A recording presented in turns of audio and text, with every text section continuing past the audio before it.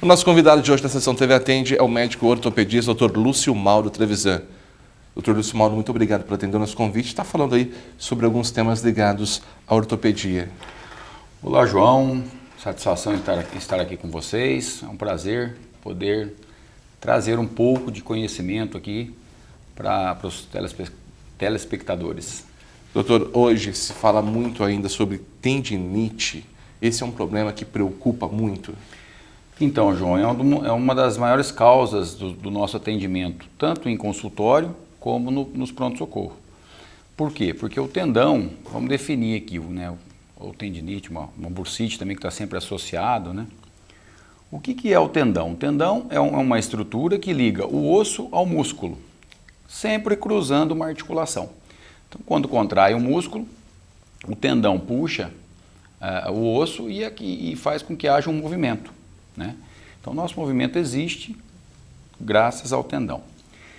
E nas articulações, como forma de proteção, existem as bursas, que são pequenas bolsinhas com líquido dentro para evitar o atrito, né? Proteger o tendão.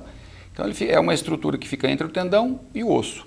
Por isso que está sempre associado uma bursite a uma tendinite. Não é uma regra, mas existe muita associação entre tendinite e bursite. A bursite, ela acontece num local específico?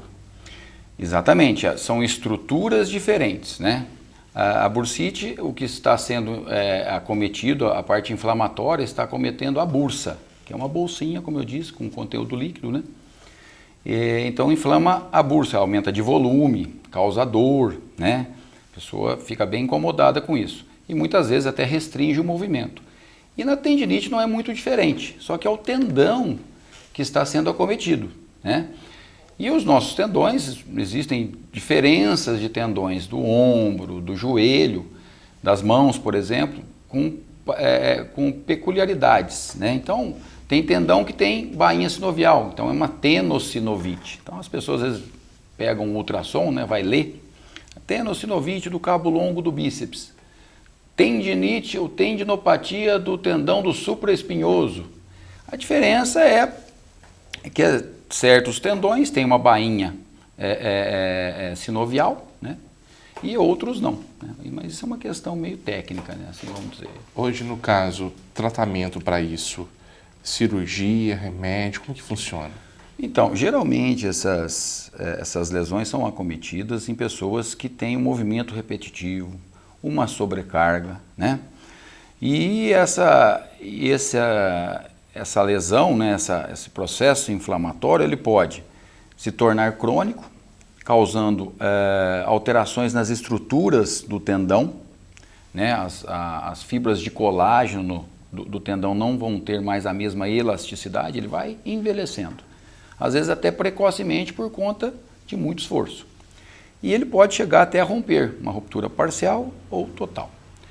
E dependendo do tendão, há necessidade de uma cirurgia. Dependendo se ele tiver uma lesão parcial ou até total, em que o paciente já tenha sido submetido a tratamentos clínicos e não teve sucesso, e o tendão está prestes a romper, vamos dizer assim, ou já chegou a romper, esse tendão ele tem que ser feito um procedimento cirúrgico, né? Porque ele não vai cicatrizar sozinho. Então, a gente sempre tenta tratar as tendinites com um tratamento clínico, fazer um tratamento convencional, com medicamentos, fisioterapia, tentar fortalecer o que está em volta do tendão para não sobrecarregá-lo, melhorar a postura do paciente. E feito isso, né, não teve um bom resultado,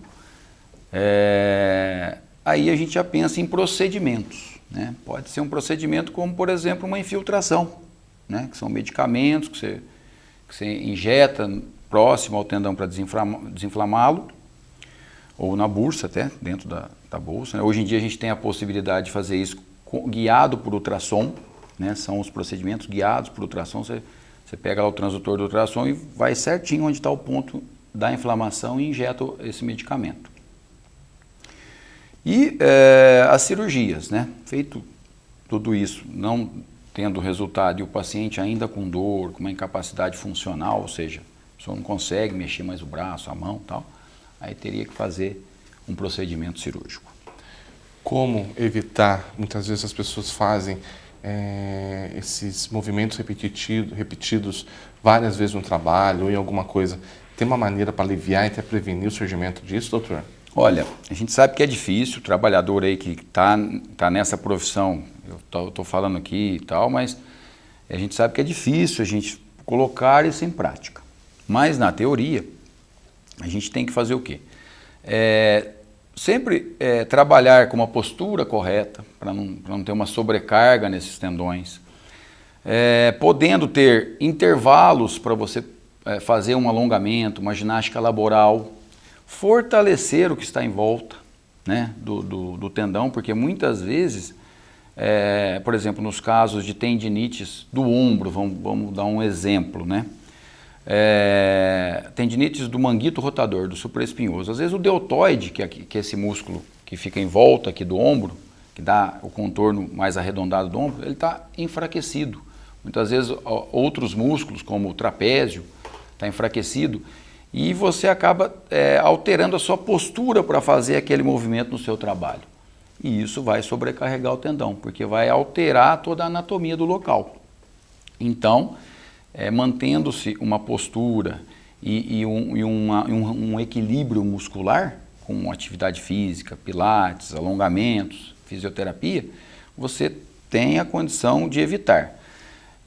Muitas tendinites são causadas, por exemplo, no esporte, então tem que saber o calçado que está usando, né? Por exemplo, a gente estava falando aqui de bicicleta agora há pouco, né? Os atletas de final de semana, que vão pedalar, mas, por exemplo, não tem um equipamento adequado, a altura do banco não está adequada, e isso tudo leva a sobrecarga, né? Então, isso tudo tem que ser sempre visto para que se previna essas lesões. Doutor, as pessoas têm um hábito da automedicação. Aí eu estou com uma dor aqui, vou fazer uma bolsa de água quente, o gelo, uma pomada, um creme. Pode ser prejudicial, pode ser bom? Então, eu sei que isso é uma cultura que nós temos que já está melhorando bastante. A gente está vendo nos consultórios aí que os pacientes estão respeitando. Porém, em alguns casos, o que acontece? A pessoa acaba se automedicando. Aquilo vai mascarar um quadro que pode levar a uma ruptura do tendão, por exemplo. Vai continuar com os erros, vamos dizer assim, por conta de ter melhorado a dor, por ter tomado esse medicamento. E isso piora a situação. Então, um caso que poderia ser tratado clinicamente, pode ser que você pule uma etapa e vire uma cirurgia. Então, existe o risco, sim. Agora, se a pessoa está acostumada a tomar um medicamento, um analgésico, que não faça mal, e vez ou outra, uma dor ou outra que tome, tudo bem. Mas o ideal é saber o que está acontecendo. Sabendo o que está acontecendo, é uma tendinite, doutor? Sim. Então, o que eu tenho que fazer? Aí a gente vai passar as orientações. A partir disso, a gente, vamos dizer assim, até orienta a tomar um medicamento quando tiver uma dor mais forte, né? Então, eu acho que o interessante é você saber o que está causando aquela dor. Isso é interessante. Tá, já, doutor. Eu queria agradecer muito a sua presença, o seu tempinho nessa agenda aí e com certeza ter uma próxima oportunidade falando aí de outros problemas ligados à ortopedia. Ô, João, é uma satisfação estar aqui. Eu agradeço, né, aos telespectadores, a você e a TV. E numa próxima oportunidade estarei com certeza.